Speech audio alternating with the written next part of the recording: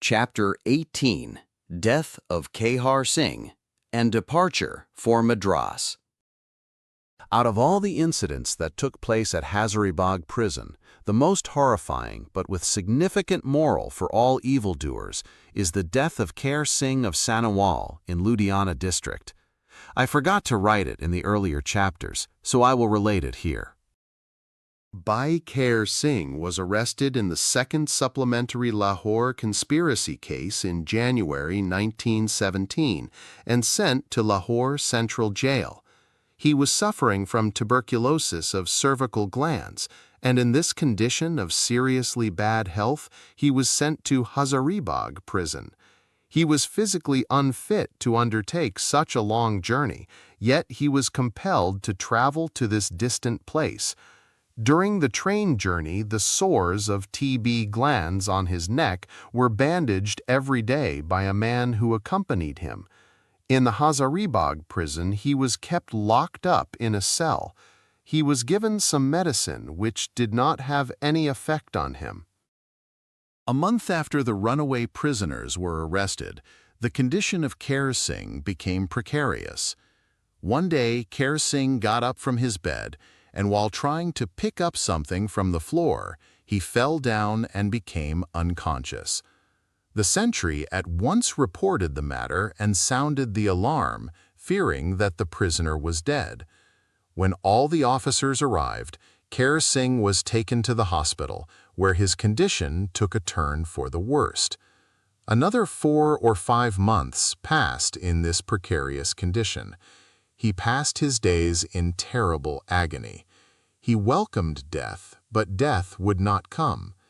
He appealed to the prison officials that he be allowed to meet 5 Sikhs. 2 Sikhs, Bhai Hari Singh Chotian and Bhai Harnam Singh Rasulpur, were already in the hospital with him. He expressed his desire to meet Bhai Kartar Singh, Bhai Munsha Singh Dukhi, and me. On being sent for by the prison officials, we 3 went to the hospital. When we went to the hospital and met Kehar Singh, he told us that he was responsible for Sanawal dacoity and murder, in which some prominent persons of the Lahore conspiracy case were involved. He had mercilessly murdered a rich trader, Banya, of the village, who refused to divulge where his money was lying. Unheedful of the pitiable cries of the Banya, Kehar Singh had slowly and mercilessly cut the throat of the Banya and tortured him to death. Bhai Sahib Randir Singh told the translator that the ghost of the Banya started haunting him, while the sores of TB glands caused unbearable pain. The ghost would come to the room of the cell, make a terrible noise of shaking the wooden planks near the roof, which could be heard by everyone else. Whenever Kehar Singh closed his eyes or went to sleep, the ghost would come and start making the noise and threatened him with dire horrors. He welcomed death, but death was kept at a distance by the unbearable horrors of the ghost and the physical pain of TB sores in the neck. It is only when Bhai Sahib and his companions prayed for him that the ghost stopped haunting him, and he died in peace. The moral of the incident is that a crime is not forgiven by God, even if it is done under the guise of political revolution. Translator. He told us that he killed the man by stabbing him in the neck, and it is in his neck he developed incurable TB sores and had suffered terrible pain. "I am passing through unbearable agony and pain," said Kehar Singh. His condition was extremely pitiable and grievously distressing. I appealed to all my brother disciples to recite the Sukhmani for him. Each of the 5 brother disciples should recite the Sukhmani at least once for him, and then pray for the peace of his soul. The next day, everyone recited the Sukhmani and prayed for the peace of his soul. All the brother disciples were allowed to meet Bhai Kehar Singh for a short while. The next day he passed away in peace.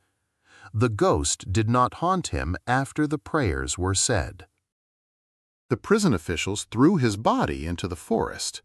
When we came to know about it, we made inquiry from the superintendent. We asked him why was not Kehar Singh properly cremated. He sidetracked the issue. Instead of answering our questions, he started investigating as to how we came to know about it. We even reported the matter to the Inspector General of Prisons. He also started worrying and inquiring as to how the prisoners came to know about it. Major Cook gladly wrote on my history ticket that I had been given special concession to cook my own food. He also wrote that I should be treated as a Sikh saint. He even permitted me to prepare a milk preparation for the long railway journey to Madras. I prepared what we call koya. Suddenly, we were asked to leave for Madras presidency. I do not remember the exact date, but it was sometime in October 1921. Groups of 4 or 5 prisoners were transferred to different prisons in Madras, but from Hazaribagh we left together. Although the prison authorities did not tell us where each of us was to go, we somehow came to know about it. We were sent to the following prisons: Rajamundry Jail, by Kehar Singh, by Ganda Singh, Chota Nihang by Harnam Singh of Kalasanga, by Arjan Singh of Jagraon, and I. Madras Jail, by Karam Singh of Anyer, by Baghel Singh, and by Natha Singh. Bulari Jail, by Jinder Singh, by Pakar Singh, by Lai Singh, by Kesar Singh, and by Kirpa Singh. Tiruchirappalli Jail, by Gujar Singh, by Saijan Singh, by Sundar Singh, and by Inder Singh. Vellore Jail, by Hira Singh, by Harnam Singh of Kamagata Maru, by Maharaj Singh. Coimbari Jail, by Dal Singh, by Hari Singh, by Balwant Singh. Thus, 23 of us were divided into 6 groups. Up to Madras presidency we were to travel together. As soon as we entered the state, we were to go to the prisons mentioned above. 7 buses were acquired to take us for Hazaribagh Road railway station, a distance of 40 miles. Mr. Meek deliberately acquired these buses from a Bengali bus company, instead of getting them from a Sikh bus company, the proprietors of which knew us personally. He did not wish the Sikhs of Hazaribagh to know about our departure. Bhai Sohan Singh, the proprietor of the Sikh Transport Company, was anxious that the prisoners should be taken to the railway station in his buses.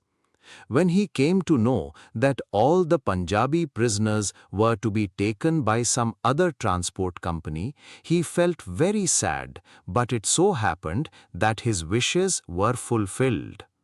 The Bengali Transport Company could not provide any bus on that particular day. The prison authorities had to acquire buses from Bhai Sohan Singh, who felt very happy at the turn of the events. We were fettered hand and foot, but the superintendent, Major Cook, immediately ordered that we should be unchained, as there was no order from higher authorities to treat us like that. With ordinary handcuffs, we were taken to the buses. When we came out of the prison to board the buses, the whole prison staff came to see us off. Their wives and children were also there. Hundreds of people stood guard. Our friend and sympathizer, Sadhu Radha Singh, wept like a child. Everyone was deeply moved by the sorrow he felt at being separated from us. Just before boarding the buses, congregational prayer was performed by me. After the prayer, there was a strange and touching atmosphere. Everyone stood there with his eyes wet with tears. There was dumb silence all round. 5 victory cries of Sat Sri Akal were uttered loudly. Then, as we boarded the buses, we started singing the Shabads. All the spectators were deeply moved. Gorkha armed soldiers stood guard. They gave us a salute with their guns. There were as many Gorkha soldiers as the prisoners. A European Christian missionary, who was very tender-hearted, was appointed overall in charge of the prisoners. He assured us that he would give us the best treatment possible. The first proof of his generosity which he gave us was that he returned our prayer books and asked us to carry them with us. On that very day, Srimati Sarla Devi had come there from Punjab on a lecture tour. The citizens fixed the lecture in the open near the road leading to Hazaribagh Road railway station. The people wanted to see us and give us ovation on our way to the railway station, but the CID informed the authorities about their intentions, as a result of which our buses were taken by a different route. All the patriots were very disappointed. The public had decided to stop our buses if we had gone by that route. Young Bihari boys like Lukna ran after the buses and then could be seen disappearing out of sight as the buses speeded away. I sat in the bus in which Bhai Sohan Singh was sitting, beside the driver. We embraced each other and felt so happy that our joy could be seen from our beaming faces. It appeared as if a marriage party was moving on. People wondered why we were not worried about going to places so far off from our homes in Punjab. Everyone thought that we were going to Punjab, from where we would be released. After 12 years of terrible life in prison dungeons, we now enjoyed fresh open air for the first time. We felt we were moving in a heavenly region. Around us, the evergreen forests of Hazaribagh presented a wonderful sight. At times, as we moved in the buses, we could see a range of hills covered by green trees and thick forests as far as the eye could see. Huge trees with green branches radiated joyous freshness. The cool, refreshing breeze gave us a thrilling sensation. The vast blue sky, bent over the mountains, looked glorious and wonderful. This exciting vista of nature inspired us with exalted thoughts of the creation and the Creator. Bhai Sohan Singh talked with such deep affection and spiritual intimacy that his conversation added joy to the blissful effects of nature. He offered us secretly such help which we will never forget to our dying day. We can never repay the goodwill and generosity which he showed us. When we had gone halfway, that is about 20 miles, our buses were stopped for rest. There was a small village and a few shops on the roadside. The villagers gathered together in large groups. They had somehow come to know that the buses carried freedom fighters from the Punjab. They offered us purses full of money and showed great respect and admiration. Every child seemed to be inspired with patriotic fervor. All this delighted us. A Hindu patriot compelled us to accept at least 100 rupees. Bhai Sohan Singh tried to return 100 rupees from his own pocket, though he permitted us to accept his money, but this patriot would not accept it. He would not take his money back, but ultimately we had to take rupees 50 from Bhai Sohan Singh and rupees 50 from this Bihari Hindu patriot. Now we were near the railway station. On the way, Bhai Sohan Singh showed us the hill well known as Parasnath Mountain, which was indeed very attractive. He also explained its brief history. Bhai Sohan Singh then expressed his desire that, as soon as we secured release, we should come on a missionary tour in those areas, as the people were eager to know and accept Sikhism. The Parasnath Mountain was inhabited by such people who would easily accept the moral and spiritual influence of Sikhism. The residents of that area were mostly Jains. They had great faith in Guru Nanak. We were yet discussing these matters when our buses reached the railway station. The buses were immediately surrounded by armed military men. When the police superintendent came near our buses, Bhai Jinder Singh loudly said, "Take salute." The superintendent did not understand anything. He asked us to follow him, and he conducted us over the crossing and ordered us to march in two. But we were singing the sabads and did not worry about the formation. Everyone was so deeply absorbed in the singing of the hymns that the police superintendent's repeated order to march in formation was unconsciously ignored. He considered it an insult. He stopped short and, holding those immediately behind him by their shoulders, forced them to file up in two. The freedom fighters shouted at him and asked him not to touch or to compel them to do anything. Bhai Kehar Singh then explained to him in a very firm tone that he should not impose unpleasant orders. When he found that things were getting out of control, he asked me to calm them down. I told him that he could use his tongue to give any orders, but he should not use his hands or any violence to impose his orders. I told him that Britishers claimed to be very civilized and cultured, but he had made a very poor show of British manners and behavior. Anyway, after saying these things to him, I calmed down my fellow patriots. He thanked me for settling the matter, but another serious thing cropped up. The railway carriage reserved for us was fixed up with iron bars in the windows, but had no lavatory. We refused to board the train until we were given a carriage in which there was a lavatory.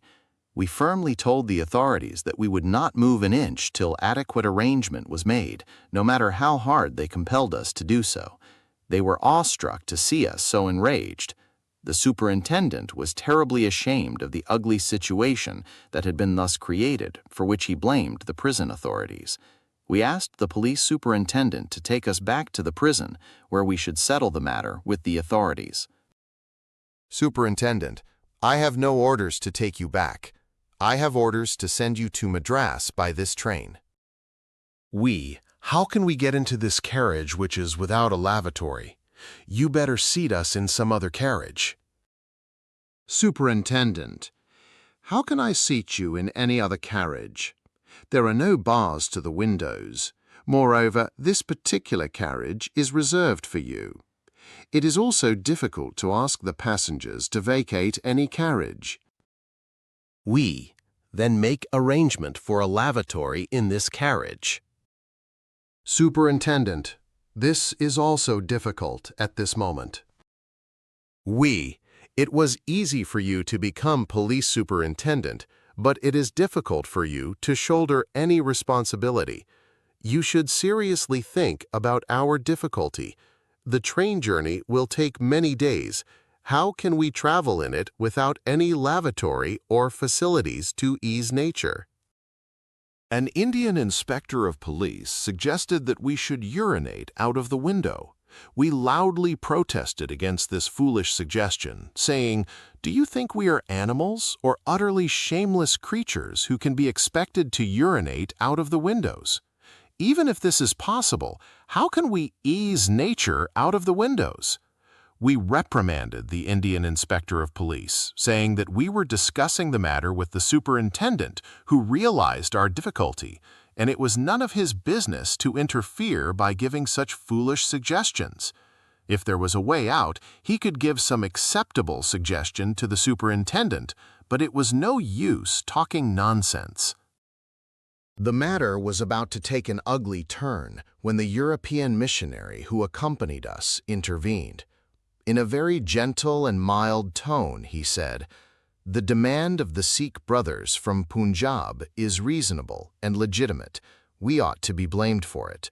We may blame the railway people or the prison authorities, but we cannot immediately make amends for this mistake.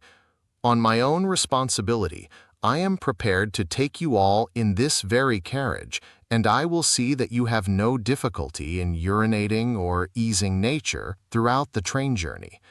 In the name of God, I appeal to you to get into the carriage. I will also travel in it.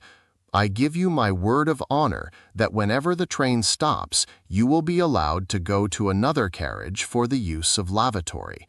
You will have absolutely no difficulty in this matter. I know you all are very responsible, faithful, and truth-loving Sikhs of the great gurus, and you will not let me down if I give you the freedom to go to any other carriage or on the platform. When I treat you well and humanely, you will also, I hope, be very considerate to me." We were deeply impressed by the sincere and humane offer of this British missionary. We felt confident that he would honor all his assurances because he had already proved himself to very generous and kind by returning the prayer books. His face reflected his noble nature. The police superintendent was also happy that a way out of the difficult situation had been found out. He said, "It is all very well now. Get into the carriage. I'm sorry the railway authorities did not look into the matter. I'm sure the Padri Sahib will treat you well during the journey." We were all very happy about the solution of the problem, and taking the missionary inspector by his word, we boarded the train. The train steamed off, and as soon as it stopped at the next station, the missionary inspector opened the doors of the carriage and allowed us to go to another carriage for the use of lavatory. As no one felt the necessity for doing so, no one moved out of the carriage. On every station, people grouped around our carriage to see the freedom fighters from the Punjab. Many people came inside our carriage and talked to us. The missionary inspector did not raise any objection.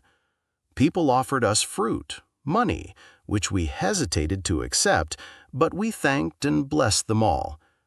From these visitors, we received a good many news about what was happening in the country. For the first time, we got an opportunity to read newspapers.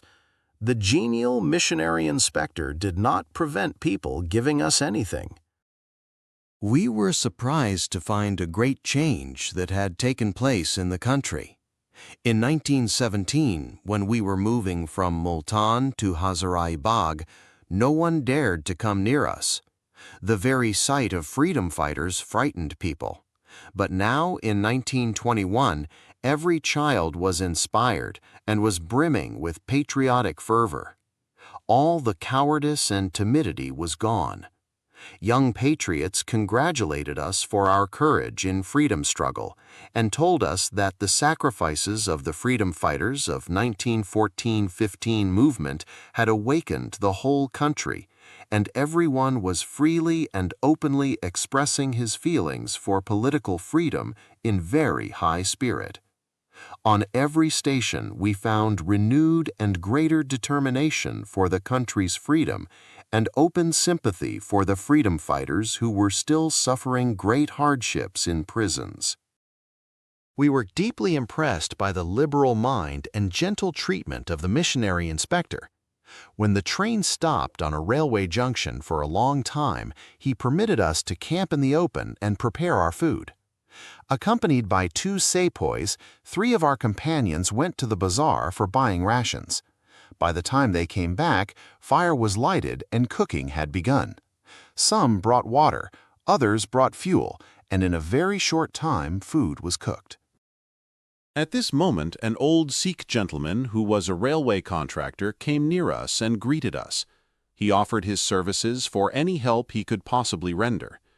We thanked him for his sympathy, but he immediately brought some utensils and rations for preparing Kadai Prasad. It is unfortunate that we have forgotten his name and address. After taking our food to our fill, we boarded the train again to continue our journey. This Sikh contractor sent telegrams to other railway stations where our train was to stop.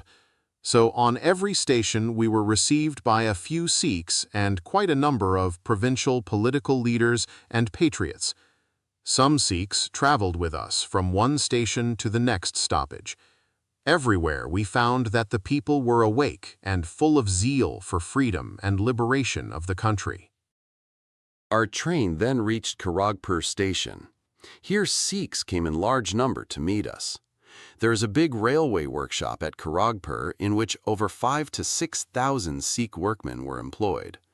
All of them came with their families to see us. Incidentally, there was a political meeting also at Kharagpur. The Sikhs who had received advance information about our train journey through Kharagpur informed the public in the political gathering about it. Thus, a crowd of 15,000 to 20,000 Hindus and Muslims also came to meet us. There was wonderful unity among all communities at that time. The organizers of the political gathering ended their meeting soon to enable the public to reach the railway station before our train arrived. There was such a large crowd that not an inch of space was left on the platform. The Sikh people were almost in tears with joy to see their brothers who had suffered so much. We got down from the train and freely mixed with the people in the crowd. The missionary inspector came to me and said, "I cannot recognize all the prisoners.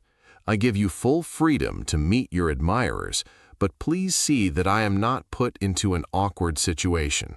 My honor is in your hands now. Trusting you and trusting God, I am allowing everyone to go and meet people freely. If they run away and escape, I will be in great trouble." I assured him that his kindness and generosity would be repaid by a similar sense of trust and confidence in us.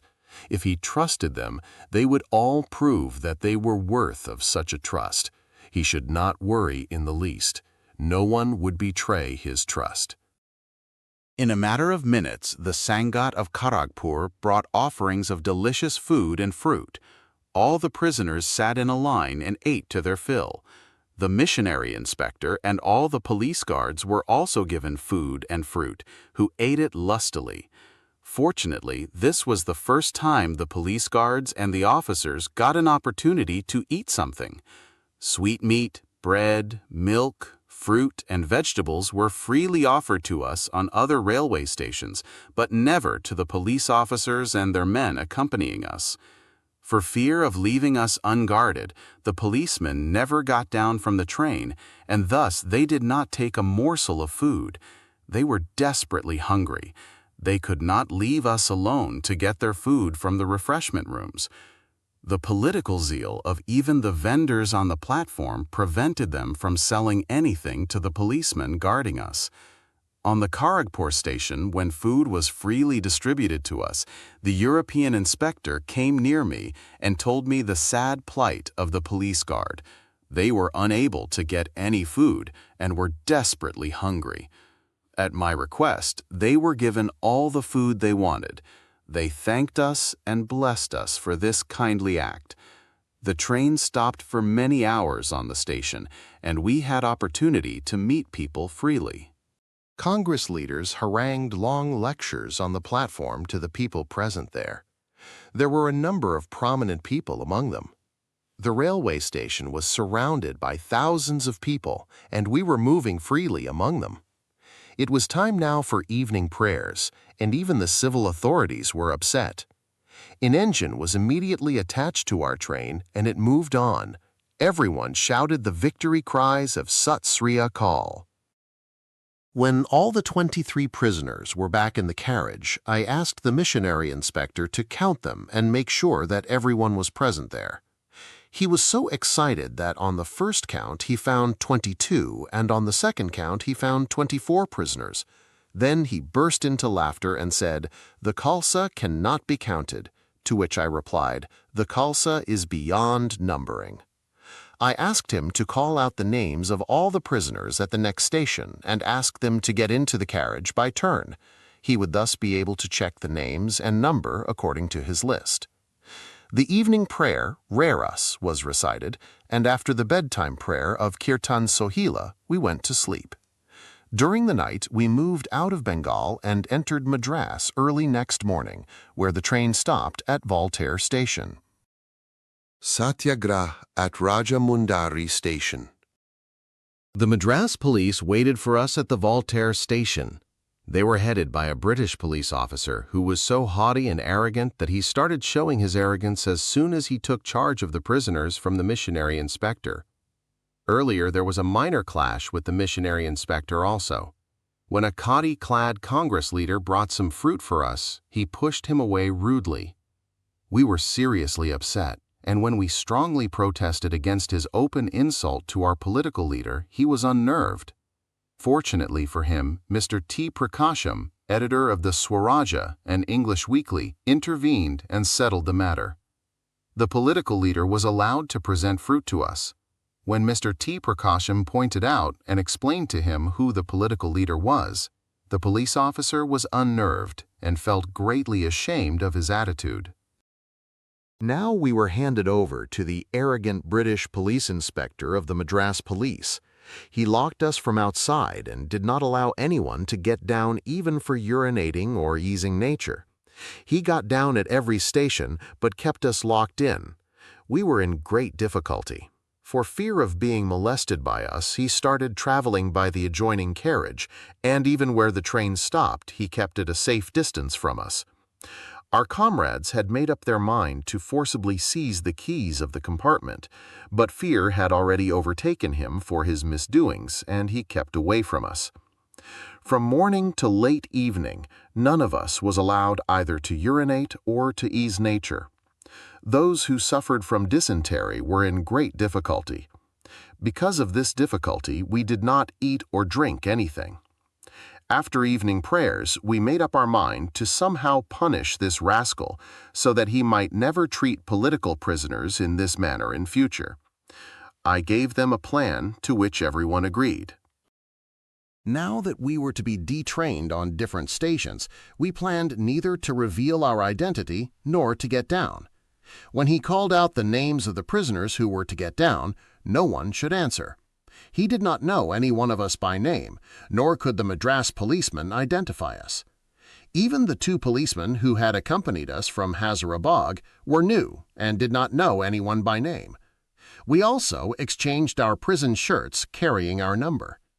It was 9 p.m. when we reached Rajamundry railway station. 5 of us were to get down here.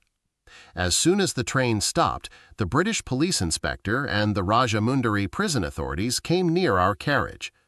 They consulted one another and examined some papers. Then they called out our names and ordered that those whose names were called should get down from the train. The arrogant British officer called out our names at the top of his voice, but there was no answer. Randir Singh, silence. Kehar Singh, silence. Harman Singh, silence. Arjan Singh, silence. Everyone sat silently like a statue.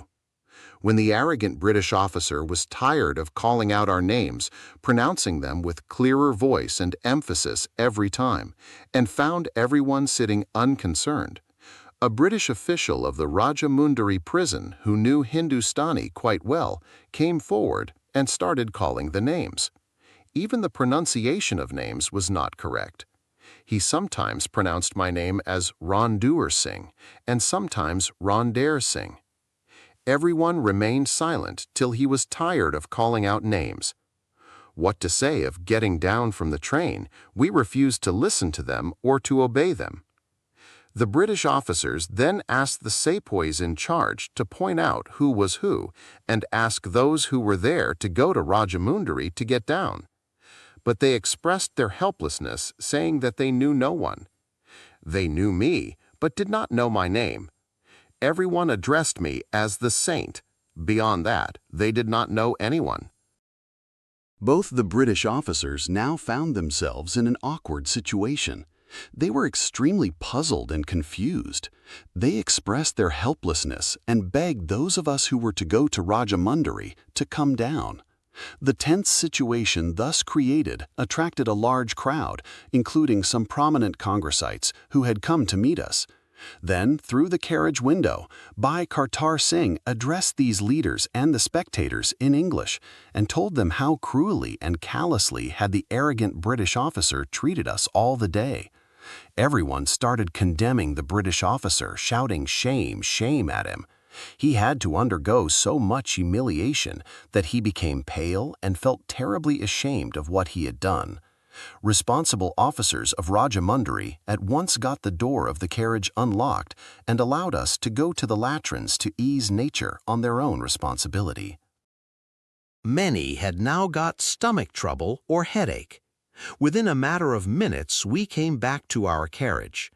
The British officers once more tried to single out the 5 who were to get down at Rajamundry, but we turned a deaf ear to their entreaties. Responsible officers of the Rajamundry prison gave us strong assurances of good treatment in future, but we refused to trust them and were determined to teach them a lesson. Everyone admonished and cursed the British officer who had caused all this trouble. Even the arrogant British officer begged us to get down, but we asked him to stick to his orders and frankly told him that we were determined to see that he was justly punished for the treatment accorded to us. They were extremely disturbed to see us so adamant. The train had to be detained for half an hour more than the normal stoppage. The railway authorities refused to stop the train anymore, and the train moved on, amid cheers and victory cries from us. All the 23 prisoners had to be taken to Madras. The news spread like wildfire, and telegrams were sent to the authorities about the satyagraha of the Sikh prisoners. The newspapers flashed the story of the non-cooperation of the Sikh prisoners for the ill treatment accorded to them, and the just punishment given by these prisoners of the Lahore conspiracy case to the concerned officers for their callousness. Even on Madras station, no one could compel us to get down. Our carriage was detached from the train, and on one of the platforms, dharis were spread out to give us courteous reception. All this was planned by some wise prison officials of Madras prison. We came out and sat on the dharis, and the Madras prison officials personally attended to our requirements. Incidentally, there was no patriot nearby. Not a single Congressite was to be seen, probably because they had not received the information. On this station, only richly clad ladies and gentlemen moved about unconcerned about the freedom fighters. It appeared that the patriotic fervor was almost absent in the Madras city. They pacified us and then took us to Madras prison. In the prison, we were asked to camp in an open courtyard. We were given all facilities to take our bath, and we were given all we required with the utmost courtesy. The British officer in charge of the Madras prison treated us very gently and in a very complacent manner. He informed us that the British officer who had ill-treated us had been justly punished. He had been immediately downgraded, and the extra expenditure incurred by the government in taking us to Madras and back to Rajamundry has been imposed on him as a fine. He now begged us not to link him up with that trouble, and asked us to help him out by telling our names so that we could be sent to the prisons allotted to us. We wanted to prolong this case till it came to the notice of the higher authorities, so that Mr. Meek, who was the man really responsible for all our troubles, could also be punished. But the civilized and courteous treatment to win us completely by their good behavior, they permitted our comrades who had just returned from Andaman Islands to meet us freely. We met and embraced each other after years of separation, and then there was a grand feast for which all facilities were given to us by the prison authorities. It was all the will of God that the Satyagraha brought us to Madras and gave us an opportunity to meet our brother freedom fighters of the Lahore conspiracy case after so many years. A dream vision which I saw some years earlier also came true.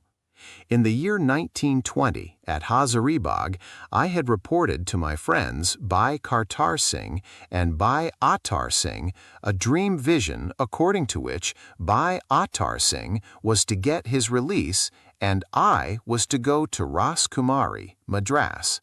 A few months after this, Bhai Attar Singh was released under a general clemency order, and by a strange accident, I came to Raskumari, Madras. I had completely forgotten about the dream vision. Bhai Kehar Singh reminded me about it. Had there been no Satyagraha, the plan for which was made spontaneously a few hours before we reached Rajamundry, I might not have seen Madras, nor could I have met my old comrades, about whose whereabouts we knew nothing. So everything happened according to the will of God. It was not at all pre-planned, nor did we have any feeling of revenge against anyone. If we wished to take revenge, we gave up a golden opportunity. One night during the train journey, all the police guards and officials were so fast asleep that by Kehar Singh, whom we addressed as Shrimanji, and by Ganda Singh Ninhang, quietly collected all the guns belonging to the sepoys and the sergeants. They brought all these guns to me and suggested that we should make good our escape. I told them that we should do nothing in the spirit of personal revenge. People were now courting arrests and going to jails all over the country, and it would be a matter of shame if we tried to escape. It was against the spirit of the Khalsa. It would be sufficient humiliation for them that we wake them up and return them their guns. This is exactly what my comrades did. All the police guards and sergeants were stunned when they saw their guns missing and were wonderstruck to see our moral courage when we returned the guns. Thus, instead of taking any revenge for the ill treatment, the Sikh prisoners gave a fine example of the courageous tolerance and heroic spirit of endurance. So we never did anything in the spirit of revenge.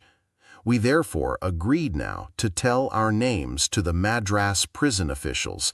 The officers also completely left the solution of the problem to us. We first revealed the names of the 3 comrades who were to be lodged in Madras jail. We wanted to see how they were treated. We saw that they treated them with the utmost courtesy and gave them all the rights a political prisoner deserved. They were given excellent food and all the clothes they required. This pacified us completely. We then revealed all the names, and we were sent to different prisons in small groups.